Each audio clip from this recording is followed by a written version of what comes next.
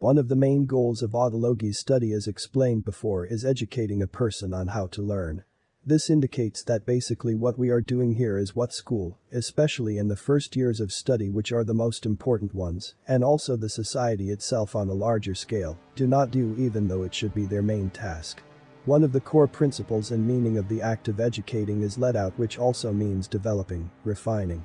Since current systems only tend to indoctrinate people in an authoritative manner to keep the status quo imperative, we can conclude that our education system does not educate anything, but is a political tool of mind shaping, or at least a knowledge limiter, since it omits and obscures awareness and the study of life at the applicable level, which should be men's primary concern. A person's mind can easily be depicted exactly like a database present in a computer, but the difference between a human being and a computer is that the first one should at least analyze the data offered to it, while the second simply receives all the data given without being able to protest, since a computer is not a being provided with life and consciousness. So unlike a machine, a human being has to analyze information before deciding if it is correct or not. This is a natural ability called data processing, the act of analyzing received and observed data that works until unnatural ways of inserting data in people's minds are perpetrated. A datum has value only if processed to then be applied and/or observed in the objective reality, resulting useful. A datum must be valid and not indispensable, because so much data does nothing good to a person, it could in reality puzzle an individual. It's a great way to divert people's attention and make them lose time and sight of what really matters. This is another of the key reasons why we do not support the method used in schools, which often makes students lose so much time with less valuable data, irrelevant, that even risk boring them, since the data studied is not related with zones of interest of the students. By zones we mean areas of interest of a human being, decreasing the student's affinity towards the subject studied and, on a larger scale, to school and education themselves. Have you ever noticed how many people abandoned school, and how many successful and/or genius people had abandoned school as well? Only through a smooth data processing we can apply and teach to others what we learn beyond being able to decide whether they are valid and important data or not. The power of choice remains the most important factor when it comes to keep or ignore data. You cannot force someone into believing or accepting something. This is not education, this is indoctrination through authoritarian methods. Well, having said that, we can affirm that authoritarian indoctrination bypasses this mechanic that we call data processing, because it teaches from the beginning people to accept the data based on the authority expressed by any kind of authoritarian figures which society has agreed upon. All children as children, or almost all, pass through this. For them, the main authority are their parents, as they represent their source of survival as well. Going against a source of survival means getting into trouble and risking your own survival, so we end up believing that in order to survive, we have to accept everything that comes from what we consider our sources of survival. At school, the pattern repeats itself. A child used to listening and accepting what their parents, or what they considered their sources of survival basically, always told them, will end up adopting the same pattern with their teachers, because, in the end, they're also that figures which know what is right. Well, the only thing that a child has been taught is that he cannot be. This means that a child always, when he did something that was not right for his parents, he got in some way punished or invalidated, and always when he did not know something, instead of having the opportunity to discover that something by himself, he was accustomed to settling for his parents' answers, or their desire to have to show and teach their children everything, before allowing their child to experience directly and confront what interested him. Curiosity is often not frowned upon because many parents in this extremely hectic and busy world of personal problems do not have the will to answer all the questions their children ask them. There are also situations where parents directly think for their children. In both cases, most children are not allowed to express themselves. This is the common denominator of all negative control, which is not allowing a being to be. If a person is not allowed to be, he will get used to not being.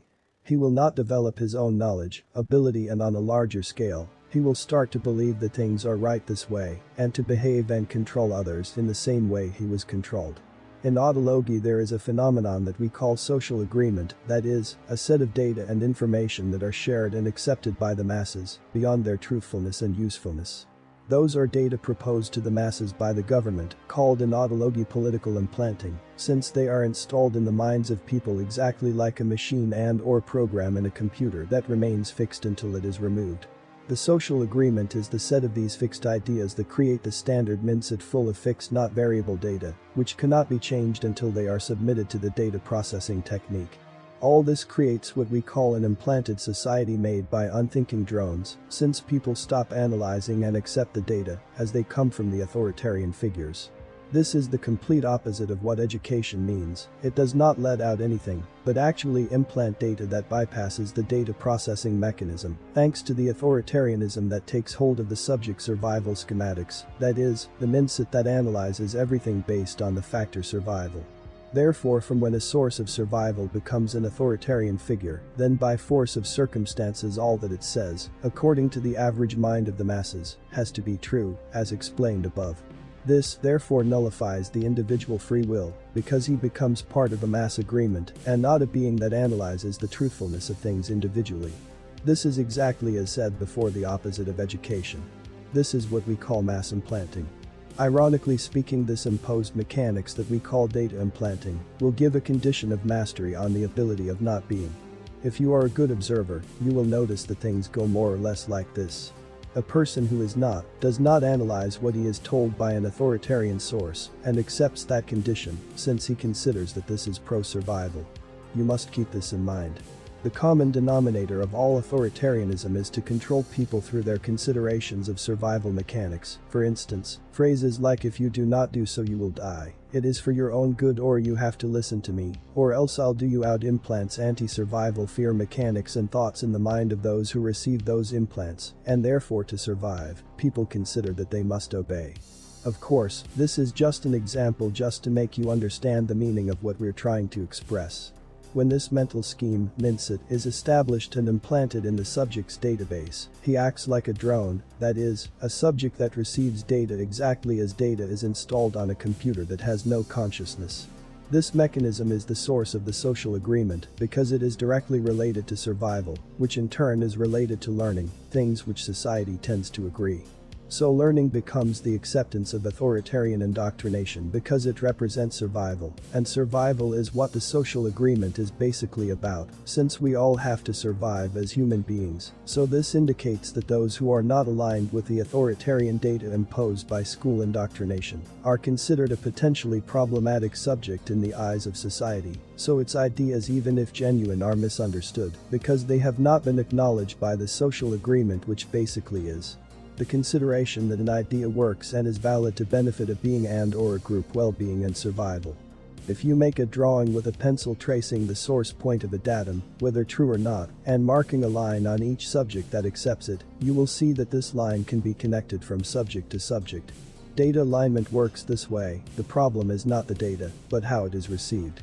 False or low-value data have little power if a subject knows how data is received and analyzed.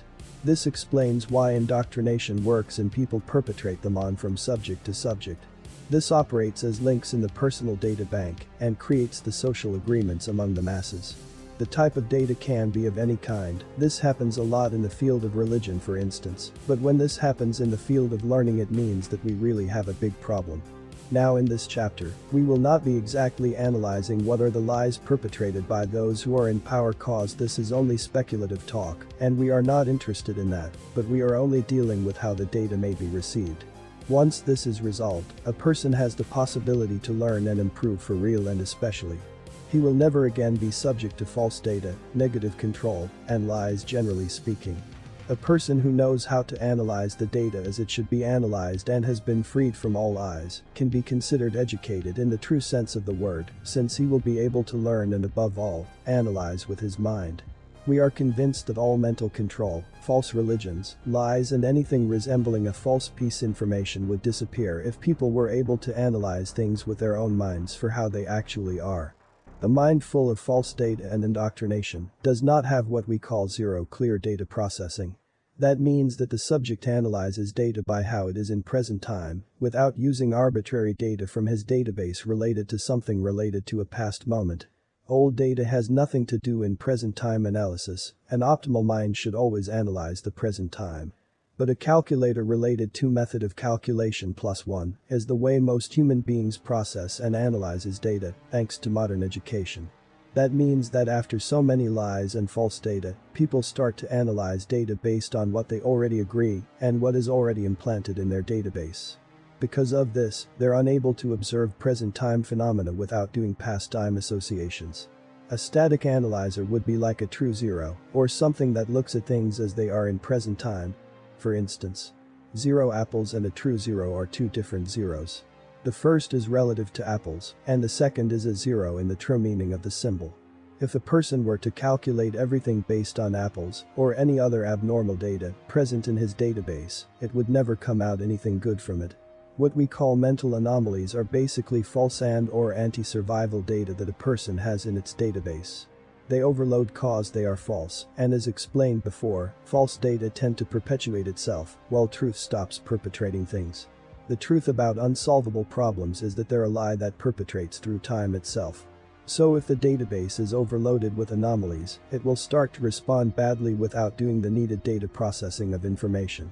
Its approach to objective reality will be full of subjective interferences based on the present abnormal, fake data, content of its database.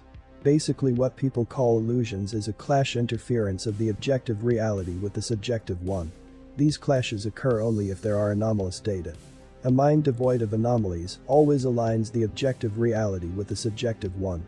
It is the alignment of the realities that produce a capable and intelligent person. We can observe that therefore indoctrination is a disaster for the mind and consequently human capacity and self-development. It is the evil of this planet and makes it a mental prison. Anomalies are one of the main causes of madness. The common denominator of all insanity is illogical behavior and thought not aligned with objective reality. A fool usually does not communicate with his present environment. When we use the data present in our database, whether it is right or not, we are always dealing with data from the past. Solutions to the various problems of life may not always be found in the data present in the individual database, which means that he must also operate in the present time.